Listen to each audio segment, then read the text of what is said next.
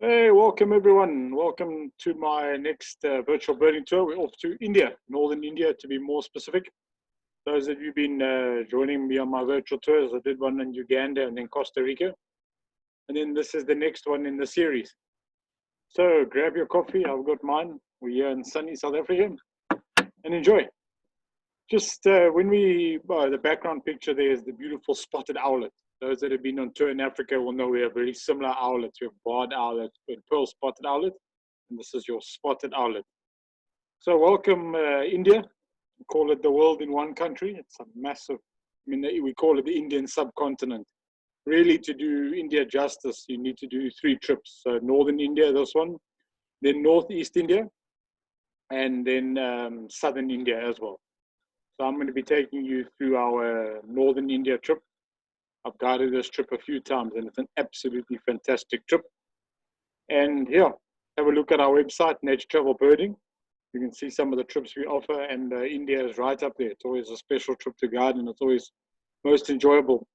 When we think about India, often we think about India and what first comes to mind is the extreme poverty, lots of people and traffic.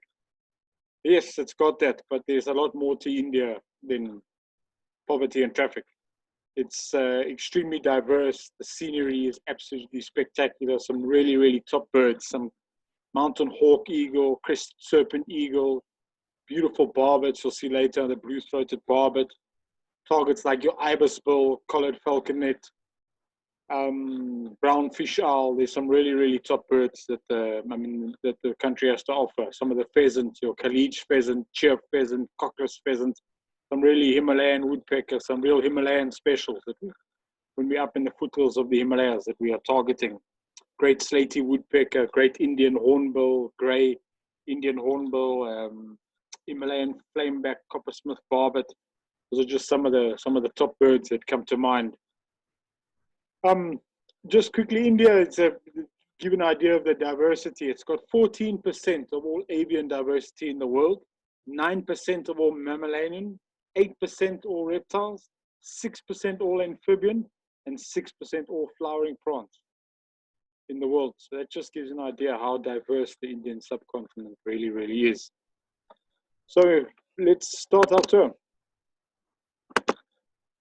Of course, we talk about top birds there and a little bit about India. Most of the time when we think about India, the Bengal tiger comes to mind. So that's one of the top mammals that we try to get on this northern India trip.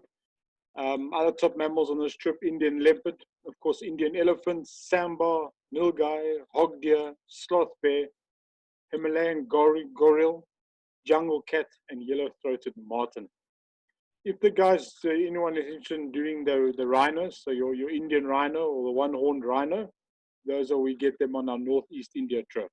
That's when we go more into the Himalayas and more east, and we go to a park where you can get the rhino and then also your Asiatic lion. Of course, this trip is not complete with one of the top attractions in the world, the beautiful Taj Mahal.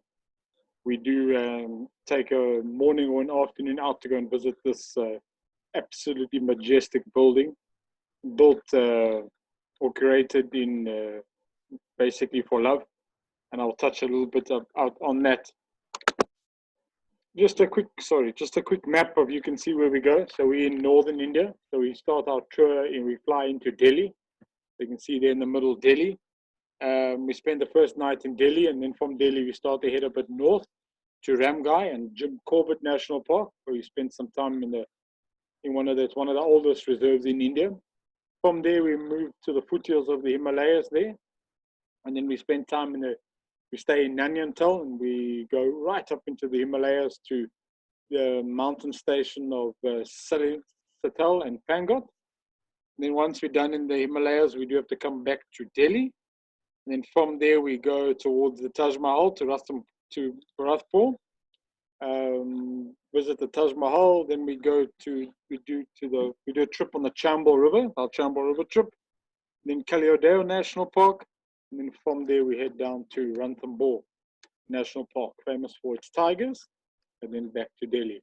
Like I said, really to do India justice and to get a good feeling of all of its wildlife and its birds, you need to do at least 2, possibly even 3 trips to India. So North India and then Northeast India, and then southern India. Other trips we do is Sri Lanka. Sri Lanka gets a lot of crossover from southern India, comes into Sri Lanka in their summer. So November, December, January is quite a good time for Sri Lanka as well. Okay, so I'm going to be going to the tour as if we were actually on the tour. It's always, these things are completely different than being on the actual tour, but as you all know, with the lockdown and we're sitting here not being able to travel on tour, this is the next best thing.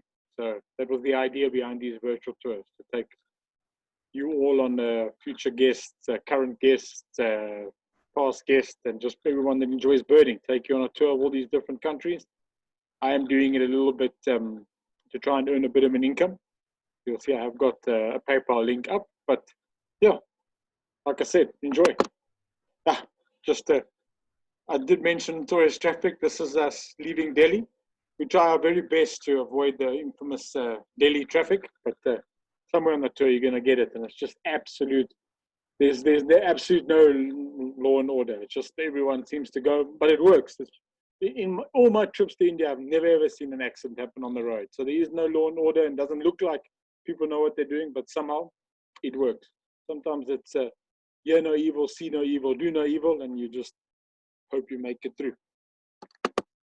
Okay, so once we leave Delhi, we head north to Ramnagar, and we spend a night just outside Jim Corbett National Park, and this is just a view of the Cozy River. Now, any birders that have been up to this part of the world already, any of our itineraries up here, when you say Cozy River and you see these stones, two birds should come to mind. The sought after ibisbill, and then your wall creeper. There you can see there's a photo of the ibisbill. This section on the Cozy River just outside Jim Corbett is one of the best places on the tour and one of the best places in the world to see this bird. And we do spend the afternoon in search of this bird, and we've yet to miss the bird on our trips. You can see it's a really, really beautiful bird, stunning bird with its red bill, and it prefers these little rocky islands that are formed along the river. We do make use of a local guide in the area that has a good idea of where to find these fantastic birds. And then one of the other great birds that we get in the same area near the fort is the wall creeper. So I mean, in my upcoming virtual tours, I'm going to be doing one on Spain, where we also target wall creeper. It's the same species, but this part of our northern India trip is very, very good for wall creeper. Some of the other great birds that we get to see along the river while we're looking for the ibisbill, after we've seen the ibisbill, is this crested kingfisher. Anyone been on tour with me to Africa, we have a very similar looking species called the pied kingfisher. This guy just a little bit bigger. Beautiful bird, your white-capped water redstart. Stunning bird. I mean, they're fairly common along the Cozy River, even at the lodge where we stay. They hop around the boulders there and even come onto the breakfast table. And we also see their cousin, the plambaceous water redstart along the river. I was saying there's our accommodation, just to give you an idea where we stayed just before going into Jim Corbett. We spent our first night on the tour at this beautiful lodge. You can see nestled in and amongst the jungle there in the background. And then that picture I showed you there of the Cozy River. The river runs right in front of this lodge. It was quite funny. The last time we were there and we were walking around the gardens, we actually, one of the lodge staff actually told us that they've had tiger come down and drink water there in front of the lodge. So really anything can be seen from here. Some of the other top birds that we see in the lodge grounds and in front of the river is the beautiful and the stunning crimson sunbird. Beautiful red sunbird, bright red chest. We get lesser fish eagle, your little pied kingfisher, and then Indian cormorant. So it's a great place to just ease into the tour, start to get ready for the birding before we really get into the thick of things when we enter Jim Corbett National Park. Oh, things like, that's a river lapwing. Also, I mean, I took this photo, I think going to breakfast, they just move around on the grass in front of our lodge. I have included the call of this bird. Quite a similar call to the lapwings we see across the world and even in Africa. I mean, actually very similar to our blacksmith lapwing that we get here in Africa. I'm just going to play the call for you.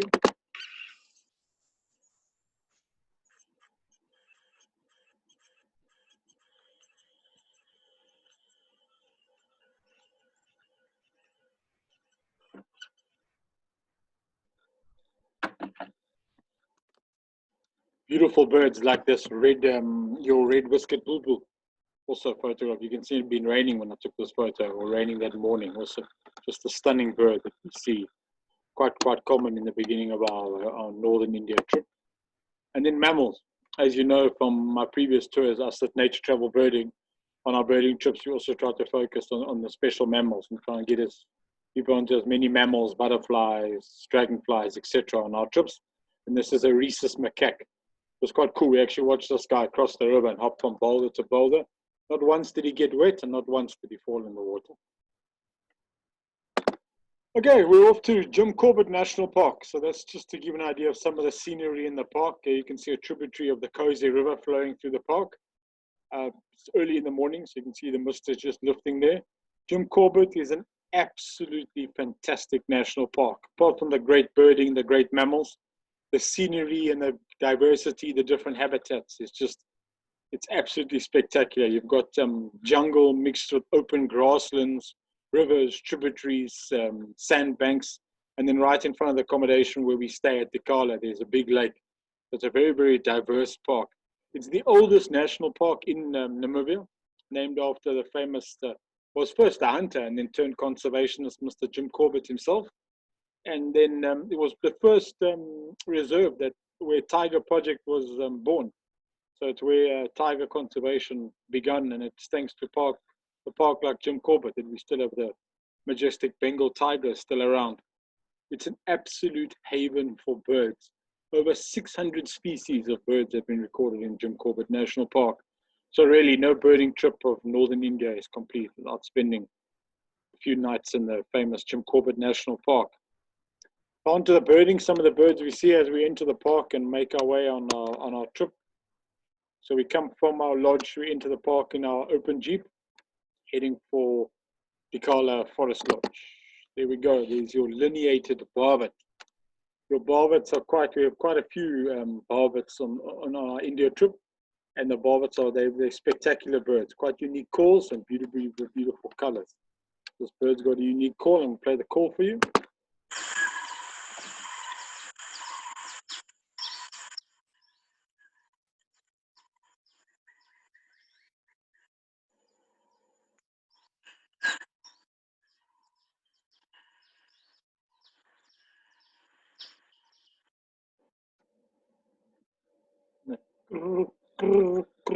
Calling there in the background, often while walking around the lodges or even walking around the Tikala, we hear this bird and often can find them.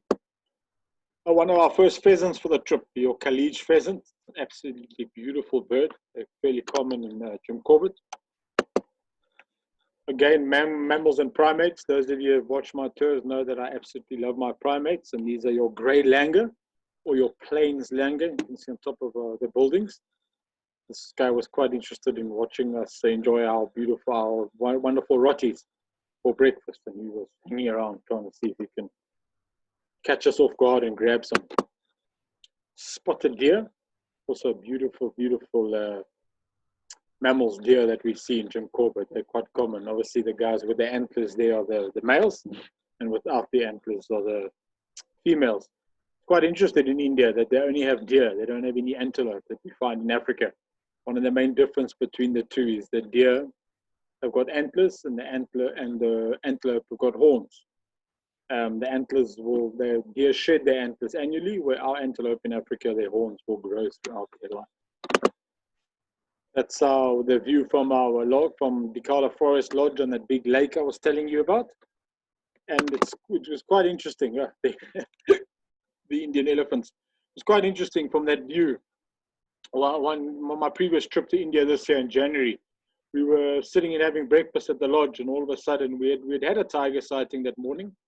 And while having breakfast, there was a massive rush of people to the front end having a look. And a tigress, a female tiger, brought her cubs down there in front of the lodge, and they had caught a sambar deer, and were feeding on a sambar deer.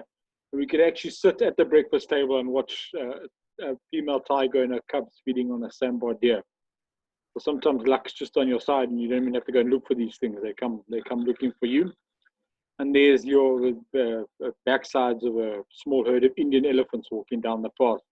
I put this photo in here just for a bit of humor and a bit of a chuckle always tell my guests when we're on safari, be it in Africa, India, Costa Rica, the Americas, while you're on safari, you can dedicate a whole album to what we call backsides of safari, or backsides of India in this case.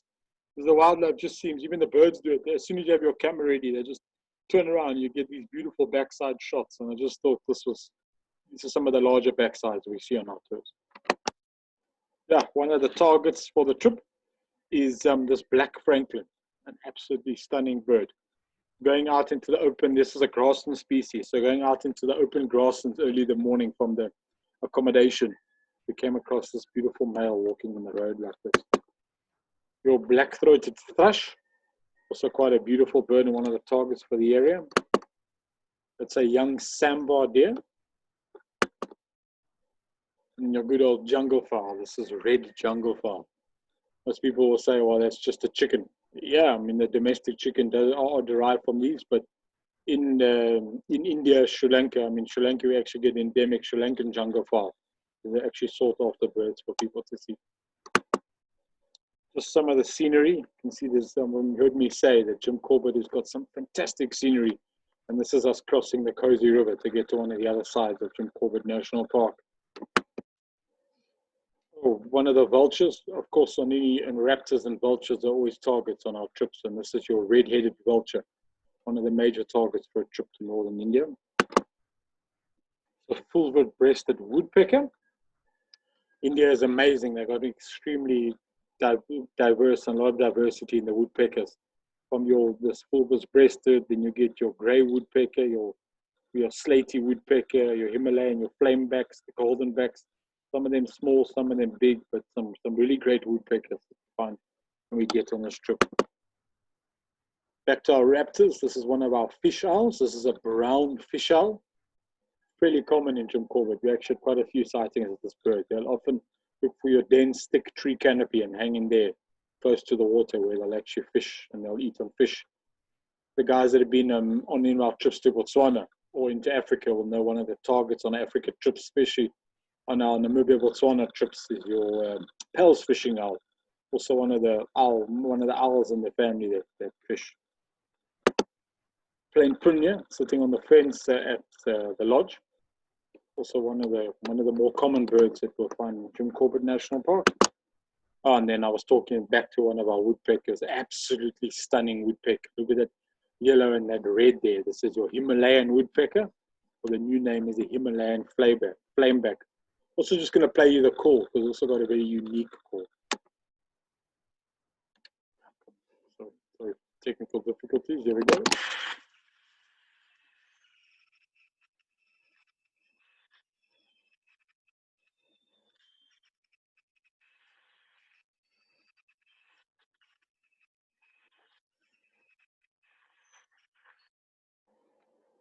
Then some of the other top birds that we target when we're in Jim Corbett, no birding trip is the same, and some of these birds can be tough to photograph. I mean, my recent trip now in January, before this COVID mess, we had a hen harrier mobbing egrets. We get Pallas fish eagle, grey-headed woodpecker, white-throated fantail, yellow-bellied fantail, common rose finch, common green magpie, and Himalayan swiftlet.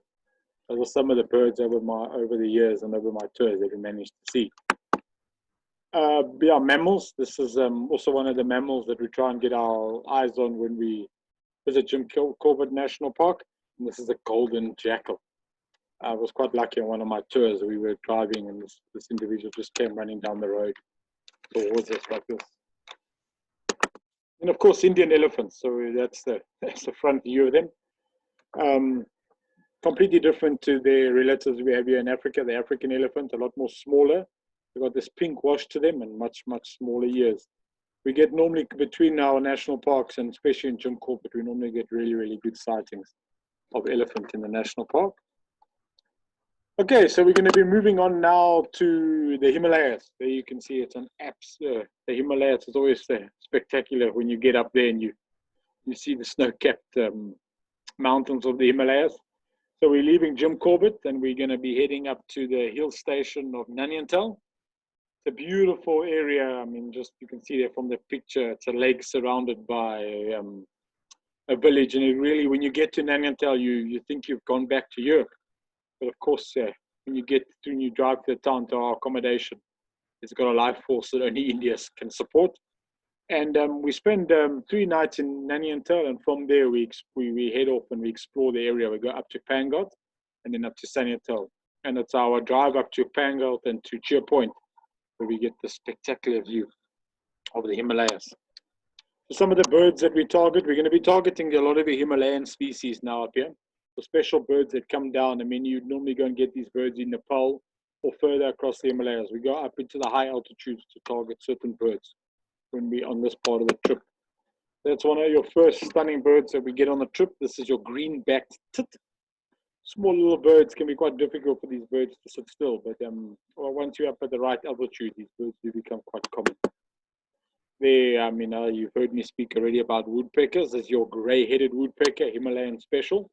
Only once we're up in the Himalayas do we start to get views on this bird. Quite distinct. We often hear them tapping and calling, and then with enough searching, we can find the bird. That's just to give an idea of our accommodation that we stay at for the 3 days in Nanyangtal. It's a wonderful place. I mean, yeah, I managed to get this photo just while leaving after our stay. It's a beautiful old English house that we stay at, and it's got that old English feel to it. Fireplaces everywhere to keep us nice when it's cold. I mean, it got to -2 when we were up there. It's just got that old English feel to it. Yeah, lovely host. The host, its owner runs the host store, and the food is beautiful magnificent Indian cuisine. Yeah, I mean, it's just the hospitality we experienced by staying here just adds to a whole trip up here. But back to the birding. So we, on our first morning, we target our pheasants. So we go to, anyone that's been on this trip will know, you hear people talking about Cheer Point, and you can see we get great views up here. We have to listen for the birds, and sometimes call the birds out. But we often get great views on Cheer pheasant, and the other pheasant we target up here is cockless pheasant. We have yet to miss, on all my trips I've done, we always get the birds. In my last trip we had Cheer pheasant, and as soon as I'd finished taking this photograph of the movement, Bob's your uncle, there was the cockless pheasant. So we go quite up nice and high. We have to go to certain parts, and we have to look for the open hillsides where we target these birds. I have included the call because the call is very, very distinct from this bird.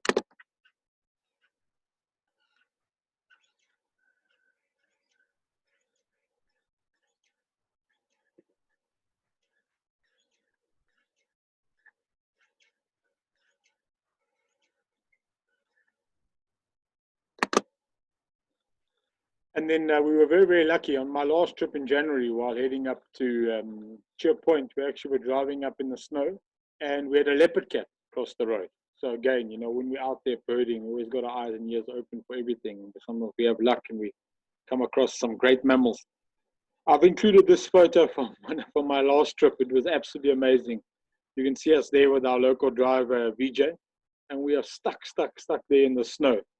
It was the most snow that the area has had for years. Our driver has been doing this for 15 years, and he's never driven this or taking people up here where he actually has to drive in the snow. So it did add a bit of a twist or a spanner in the works. We could only go so far, and then we had to turn around. So we couldn't get to our designated spot. Luckily, my guests here, Jackie and Norman, took everything in their stride. We ended up having a fantastic time playing in the snow. We had a little snow fight and just made the most of it. We still got some great birdings.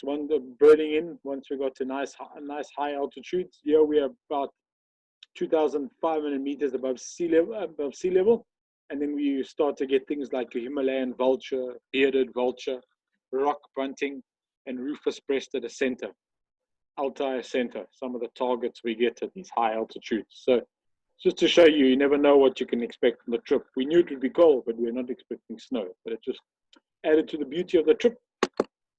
So there's one of the targets for the trip, your white-throated laughing thrush. Beautiful bird to see. And then also one of your laughing thrushes is your streaked laughing thrush. Bar-tailed tree creeper. These are such cool birds. Small little birds, and they just move up and down the trees, and they can really, really move. Hence their words tree creeper, hence the name tree creeper. Also, absolute stunning bird. This is your Himalayan black lord tit. Beautiful, beautiful, beautiful bird. And there's one of the targets, one of your red-fronted siren. This is one of your targets once we get to those high altitudes in the Himalayas. Another Himalayan species, your rock bunting. These are all small birds that we really have to walk up and down the hillside and really try and focus our time up here to try and get views on these targets. And then a common bird. I mean, we also, it's not just the special birds, but some of the more common birds. And this is your grey-winged blackbird. It's a beautiful bird. And there's us enjoying our breakfast and our chai tea. India is absolutely amazing for their chai teas, and you have our local guys really look after us. They pack the tea up in this flask, and off we go. And then we stop after some birding. They've got a couple of places you could pull off the road, and you can look out on the Himalayas there in the background. And this was taken me with Jackie and Norman on our previous trip. After I was enjoying our breakfast and our tea, looking onto the Himalaya mountains there in the background. Back to our woodpeckers. You'll hear keep telling you how great the woodpeckers. This is a rufous-bellied woodpecker that we saw up birding between Nanyantal and Pangot. And then this is us coming back down now to Nanyantal in the afternoon, just a view of the Himalayas from a different viewpoint, a little bit further back with the afternoon light. So we spend the evening catching up on bird lists, chatting away, enjoying the fine hospitality and the great Indian cuisine. Before the next day, we'll move off to Saitel. It's an area of interconnected lakes, and we visit a couple of small little villages and towns as we move around, birding the different forest paths, entering into the forest and targeting some of the species. And there's a beautiful area that the local guides know for the forktails. So on the trip, we do try and get some of the forktails when we leave Jim Corbett along the Cozy River. And then there's another part of the trip here where we go to a river that's quite quiet, and you can get great views. This is slaty backed forktail, and then you also get your spotted forktail. I've also had little forktail in the same area, so sometimes we can be very lucky. You can actually get all three forktails in this little river patch. Other beautiful birds we get are things like this, your blue-throated barbet. Absolutely stunning barbet with also a very, very unique call. Here's the call of the bird.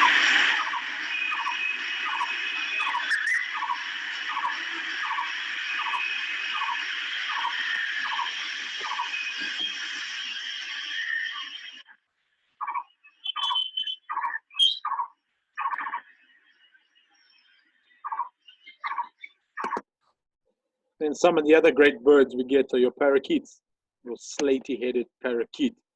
We're lucky on one of my previous tours, I had these birds actually come down almost to eye level. Managed to get some nice photos of them.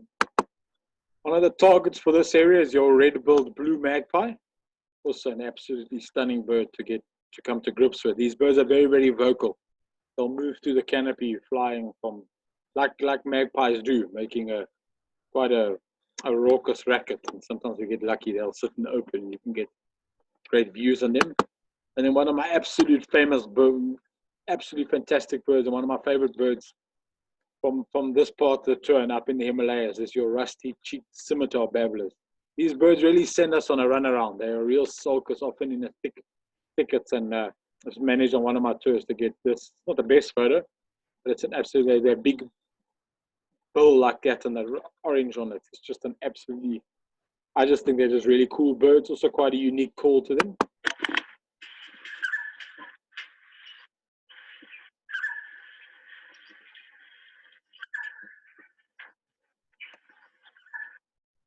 You'll hear that call coming, and you think, oh, the bird's right here, but good luck trying to get the bird to come out. But as with all things, enough patience and perseverance, you will get them. Some of the other top birds that we do target in the area, not always easy to photograph, things like your red-billed leothrix, fire-breasted flower pecker, scaly-breasted and pygmy wren babblers.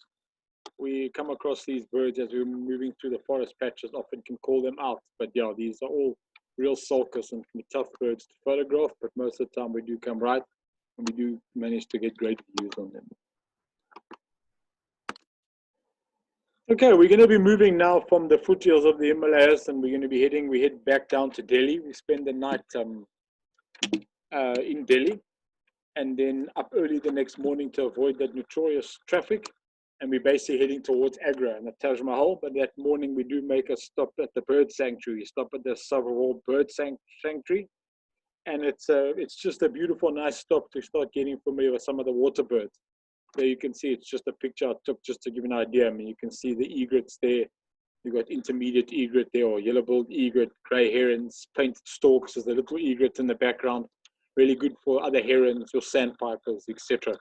We just spend the morning just coming to grips with some of the more common water birds that we found in India, and the bird sanctuary is very, very good for them. One of the targets for this area, and these birds often hang around here, is an Indian spot-billed duck.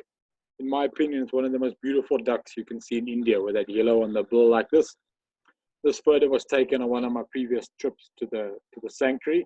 The other place where we get great views on these birds is when we visit Keoladeo National Park. Birds like your red-breasted flycatcher, often do get them also at the bird sanctuary. Oriental darter, quite common once you find these pools of water like this, these birds start to become quite common. It's your Oriental magpie robin, also a very, very beautiful bird. Quite common once you in certain parts of India, and we come across these birds quite a bit.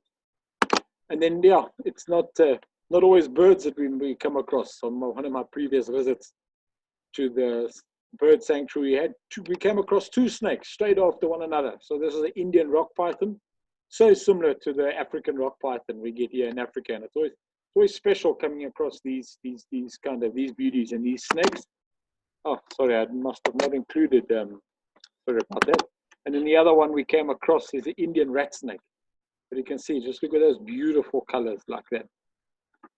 And then, off to probably one of the highlights of the tour is our visit to the famous the Taj Mahal. It's one of the 7 wonders of the world, and you can see why. You can see, just look at that. To think that was built by a person, they designed this, and it's a testament to true love. It's absolutely amazing. That white marble, as you get closer, the engravings in it, the precious stones, just absolutely takes your breath away. I mean, I've seen the Taj Mahal now a couple of times, and every time I go, there's just something new you learn, and there's just something new that takes your breath away. I mean, you can see, this is the front view as you walk through the gates, and you first see it, and absolutely one of those breathtaking moments on the tour. We always do this part of the trip. We have a local guide and a local foodie that takes us around, and he's absolutely amazing. Gets you in there, tells you all the finer details about the Taj Mahal. Really makes it enjoyable. There you can see us, just a different view of the Taj Mahal. And me with Jackie and Norman on one of my previous trips, and the Taj Mahal in the background. Everyone knows the famous bench where Princess Diane sat, and the Taj Mahal is in the background. This is not a bench, but you do get to see that bench as well. We also, once we're done with the Taj Mahal, we do also go and when we make a visit to some of the shopping around the Taj and just outside, and we do go to the guys that are still doing the original carving. So they 3rd, 4th generation from the guys that actually built and carved in the Taj Mahal, and they show you how the carvings are done. You can buy pieces of marble, and it just adds to the tour. And you can see the guy shows us he puts a torch underneath the marble and shows how the Taj Mahal, how the light will change in the Taj Mahal throughout the different seasons. So it just really adds to the trip, and it's always just spectacular spending time the beautiful, as it calls, the Taj. On the Taj, we move on. We spend a night in Ranthambore, just outside Agra, and then this is a gharial along the Chambal River. So we do a morning trip up to the Chambal River, and the river is a river of legend and mystery, and it's mentioned in many ancient scripture. And these gharials are just a really, really unique crocodilian with their pointed snouts like that. And there is one of the major targets of this trip along the river. along the Chambal River is your Indian skimmers. Very, very similar to the African skimmers we get in Africa. And just we were lucky. We had this group flying around. Get birds like your bar-headed goose. And then one of the major targets on the river trip is your black-billed tern. It's one of the only places you can actually see this bird, and we were lucky. We sometimes just see the birds in flight. Lucky enough to see this bird perched like this. Then some of your more common species, beautiful painted stork. And then, other common species. I mean, I've had Lanner falcons, Barbary falcon flying around there as well. And then quite good for sandpipers, herons, some of your waders, common greenshank, etc. From here, we do make our way. We do some birding in the area as well, targeting some of the open plains in the area, things like this beautiful crested lark. Then one of the major targets in the area is your Indian courser. The area that we drive around to get to the Chambal River has got beautiful open grass plains. And it is the best place on the trip to come across this target, your Indian courser. We do then also make our way to the Biogan Mountains, which is one of the great, or one of the last spots where your Indian vultures are roosting. So we make our way to this breeding site, this breeding colony, and it gives us an opportunity to get up close and personal and really get great views on these Indian vultures. As you all know, our Indian vultures and our vulture species are in trouble, and most of our vulture species are critically endangered. And this spot is protected, and a lot of conservation work going on here.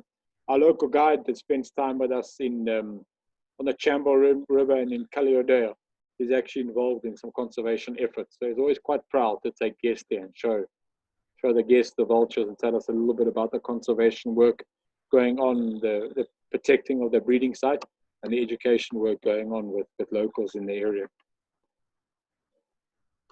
Okay. Then our next spot we move off to, this is Keoladeo National Park. This wetland park is also a very, very scenic park. It's got some absolutely great birding. It's a World Heritage Site, and no North India trip is complete without a day spent in Keoladeo.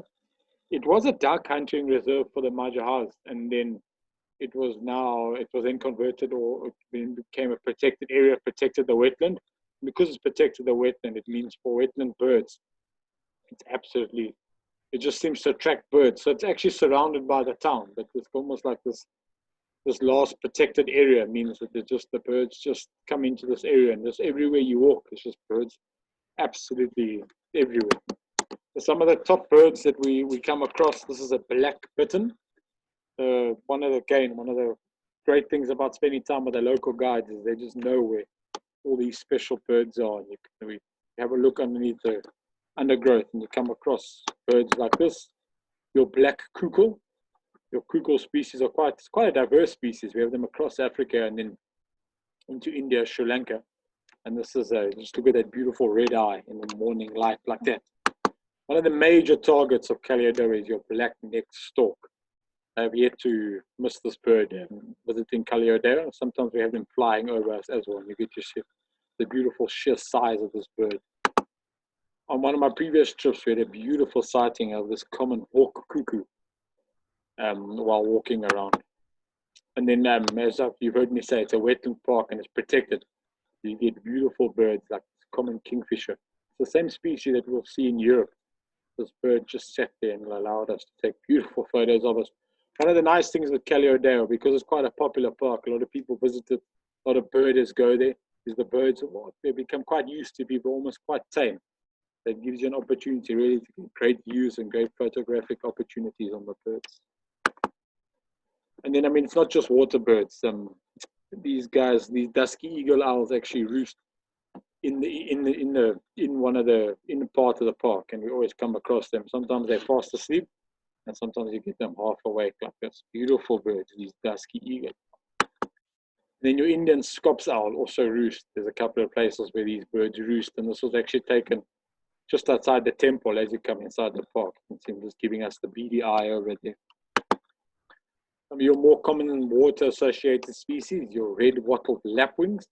I always think these are just fantastic, beautiful birds. They're common around water, but just because they're common, it doesn't mean we you can't enjoy them. It's often quite nice for your common birds. You get to get great photos of these birds. And then your grey francolin, one of the targets for spending time in Keoladeo. The grasslands and around the wetlands and around the water often has grey francolin in amongst them. We just have to listen for the birds calling, and often we sit there quietly and they'll come out into the open like this. Blue throat is also quite common in the thickets and the tangles around the wetland. And then some of the other top birds that we'll target, not always easy to photograph again, are some of your warblers. So you get your Hume's leaf warbler and our bliced reed warbler. We try to make sure that we get views on these birds when we're at Keoladeo. Bronze-winged jacana are quite common in Keoladeo, and then Saroose crane. It's not the only place. I mean, on previous trips while driving between sites, actually leaving Delhi on my previous trip, we had Saroose crane. But Saroose crane it's one of the targets for Keoladeo National Park. And one of the unique things about Keoladeo is we actually explore the park on foot and then by rickshaw. So you can see guests enjoying being taken around the park by rickshaw. A bit of a tight squeeze, but hop off of the rickshaws, get great photos, and then move on. So it just gives us a way to explore the park a bit more by rickshaw. And there's no trip to India is complete without a rickshaw ride. Okay, so we're going to make our way now from Keoladeo back to Delhi, and then off to the world famous Ranthambore National Park. And of course, when people think of Ranthambore, what do we think of? The majestic Bengal tiger. There you can see a photograph on one of my trips of this absolutely fantastic beast to see. Your Bengal tiger. I cannot tell you the excitement and the emotion you feel when you see a tiger for the first time. I mean, I've seen tiger now on a few occasions, and every time you're on that back of that Jeep, on that bumpy going to that dusty road, and you can hear those sambar barking there, and you come across a tiger walking on the path, or just sitting like that in the open, it really, your heart beats and it takes your breath away. It's one of those, in my opinion, it's for any wildlife enthusiast doing a trip to India and seeing tiger. It's right up there. It's on par with seeing leopard, lion, mountain gorillas, snow leopard, orangutans. It's up there. It's one of those wildlife experiences. It actually takes your breath away. And I mean, Ranthambore and Corbett, we almost always get tiger in them, but Ranthambore, you will see tiger in Ranthambore. It's just you have to be out there and just enjoy it. I mean, Ranthambore is not just, I mean, you hear me going on about tiger now, but it's an absolutely fantastic park. It's great birding, great scenery. It's one of those famous parks in India that we spend time. It's a diverse habitats. It's a unique park because there are these old scattered ruins all over the park that almost gives you from years gone by. Now the nature's taken over the scenery, so it just gives you a unique flavor of natural flavor, scenery, and the time gone by. There's the Ranthambore Fort, which we do stop at and go and visit, where the park gets its name from. And as you've heard me say, any wildlife enthusiasts, it's a bucket list. When you think of visiting northern India, Ranthambore is up there. The park is broken up into different zones. So we stay just outside the park, and then there's different zones, and your zones are allocated to you, and you do morning and afternoon drives in the different zones. So some of the birding that we have in Ranthambore, this is your Brahmani starlings, very, very common around Ranthambore and on the outside. And I just think they're very beautiful birds. And then just here in front of them, you can see that's an Indian myna.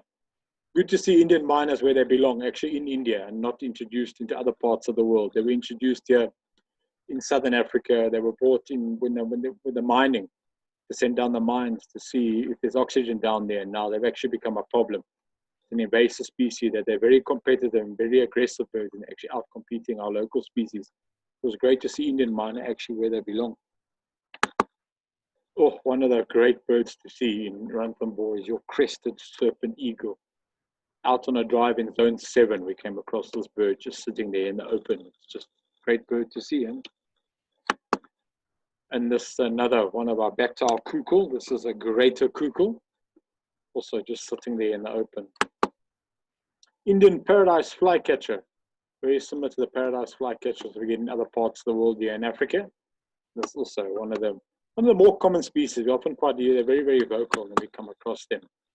And always a nice bird to come across. Your jungle bush quail. It can be very difficult to get photographs of this bird, and sometimes we just manage to get this bird beautiful in the open like this. And then one of the more common species in Ranthambore is your rufous tree pie.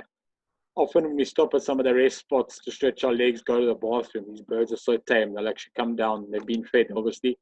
Come down to see what people have for them, and they'll actually some sit on top of your head or come and sit on top of the jeep. That's always a beautiful bird, always a nice bird to see. And then your parakeets, these are your rose-ringed parakeets. Again, always a nice bird to see where they belong and in the wild, and not where they've been introduced. Yellow white-top lapwing, also one of your more common species that we see in Ranthambore National Park. You can see just by the species of the birds I'm going through. Yeah, it's not just tigers, but you can see the diverse and the different birds we see, how diverse the park is. Female greater painted snipe. Very, very, very lucky on a tour a few years ago to have this female come out into the open like this and manage to get these photos. This is a target bird for a trip to India and to Ranthambore. Some of the other top birds that we target and we look for when we're in Ranthambore is painted sandgrouse, yellow-footed pigeon, black-rumped flameback, white-bellied drongo, barred button quail, Alexandrine parakeet, and your stork-billed kingfisher. It's an absolutely fantastic kingfisher. I mean, I'm always a fan of kingfishers. They're always these fantastic birds to see, but to just see that stork-bill with that massive bill like that, excuse me, absolutely amazing birds to come across. And that's just some of the scenery that we come across when we're moving through the jungle in Ranthambore. I snapped this photo as we were leaving a fantastic tiger sighting on my trip now in January. We came across a tiger that had two sub-adults, can't really call her sub-adults with her, and they had killed a nilgai, and they were feeding there, and we managed to get right up close to them and watch them actually feeding on the kill. So yeah, I mean the tiger sightings, the tigers is the main draw card, of course, for Ranthambore. But you'll see I'm going to go through some of the other mammals we've seen now, and we do spend our time focusing on the tigers. Then once we've had great views on tiger, that's when we then get out of the rush of chasing tigers and really enjoy the scenery and what the park's got to offer. There you can see back to our deer. These sambar deer. This is a male, just absolutely fantastic deer, and you can see them with their big antlers like this, and they're strutting their stuff and really just displaying their absolutely amazing. Oh, you're back to your langurs with the babies. These are your Northern Plains langur, and they always give me a good chuffle. When you enter the main part of Ranthambore to go to the first 4 zones, these guys often just hang around the entrance there, and almost like the welcoming party. The welcoming and the goodbye party. It's like they've been set up there to, welcome to Ranthambore. Okay, thanks for visiting. And they're such unique primates with their long arms, and they got these like real funky looks about them. I just absolutely love them. Again, your spotted deer, just a beautiful male there.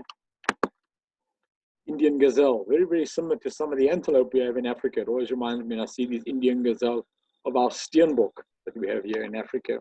And then one of the main targets, or one of the other great mammals to see on a trip to India, and Ranthambore can be, with a lot of luck, can be great for them, is sloth bear. I haven't always been lucky enough to get them on every tour. One of my previous tours, we had this great view of this sloth bear actually coming down to drink at one of the natural pans. So as you can see, I mean, India, that's just a brief summary of India. It's always difficult. You cannot cover everything. We spent 14 days on tour in Northern India, but it's just to give you an idea of what Northern India really has got to offer. That's a mountain hawk eagle. This picture there in the background, and just you can just have a feel of what India has to offer. It really is. It's every time I go to India, I'm blown away. It's not, when people tell you and you think of India as poverty, lots of people, it's once you get out of the towns and into the beautiful national parks, as you've seen, it is an absolutely spectacular country to visit. any birder really, if you haven't got India on your radar, I hope this virtual tour has opened your eyes up to what India has to offer. And yeah, I hope you've enjoyed it. Thanks for tuning in. Let me know in the comments what you think, if you've enjoyed this. I'm going to be doing a couple of more virtual tours. I'm working on one now for Kruger Park, South Africa, Namibia, and Spain. And then I've got the one for Costa Rica and Uganda up. So join us on Facebook, Nature Travel Birding. Have a look at our website to see what we do. And please, folks, if you've enjoyed this, I've been doing these tours to try and earn some form of income during these tough times. So you'll see my link to my PayPal account. And if you can, will you consider making a donation there? But if not, I hope you've enjoyed it, and keep safe, keep healthy, and till we can get out there and bird, and hopefully I can meet you on my tours. Thank you very much, folks. Enjoy. Cheers. Bye.